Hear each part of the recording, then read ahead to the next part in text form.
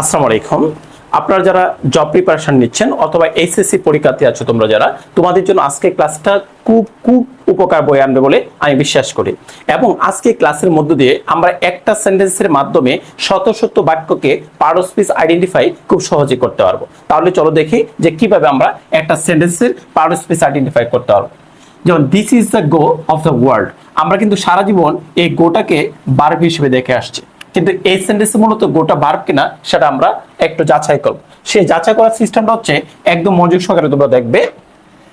যে ওয়ার্ডটার নিচে আন্ডারলাইন করা থাকবে, একদম সহজ নিয়ম, একটা নিয়ম দিয়ে তুমি শত শত বাক্যকে একদম সহজে আয়ত্ত করতে পারবে।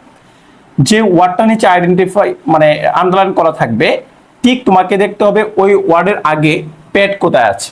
এখন হোয়াট ইজ প্যাড? প্যাডের পিতে হচ্ছে প্রিপজিশন, পিতে হচ্ছে পসেসিভ, এতে হচ্ছে আর্টিকেল। যেমন এই যে এখানে গ্যাপ, এটার আগে কিন্তু এখানে আর্টিকেল আছে, তার মানে এটাকে আমরা ধরি হচ্ছে প্যাড। ওকে, তাহলে এর আগে আমার আর যাওয়ার দরকার নেই। আর গ্যাপের পরে যে ওয়ার্ডটা নিচে আন্ডারলাইন করা থাকবে, ঠিক তারপরে দেখবো পিবিসি কোথায় আছে। আর পিবিসি মানে কি? পিতে প্রিপজিশন, পিতে পসেসিভ। যেমন এখানে অফ হচ্ছে প্রিপজিশন, তার মানে এটা হচ্ছে পিবিসি। তার মানে এই প্যাড এবং পিবিসির মধ্য দিয়ে আমরা অনেক বাক্যকে খুব সহজে কিন্তু আমরা আয়ত্ত করতে পারি। তাহলে দেখি যে আমরা প্যাড এবং পিবিসি কিভাবে আইডেন্টিফাই করব। যেমন এখানে লিখে দিচ্ছি, দেখো যে প্যাড এবং পিবিসির মাঝে একটি শব্দ থাকলে নাউন হয়। এই যে দেখো প্যাড, এই যে দেখো পিবিসি, এই প্যাড আর পিবিসির মধ্যে শব্দ করা আছে বলতো একটা, তার মানে এটা অবশ্যই নাউন হবে। তার মানে দেখো কি চমৎকার ভাবে কিন্তু আমরা এটা শিখতে পেরেছি যে প্যাড এবং পিভিসির মাঝে যদি একটা শব্দ থাকে নাউন হবে। এখন কথা হচ্ছে যদি একটা না থেকে দুটা শব্দ থাকতো, তাহলে প্রথমটা হয়তো অ্যাডজেক্টিভ এবং দ্বিতীয়টা হয়তো নাউন।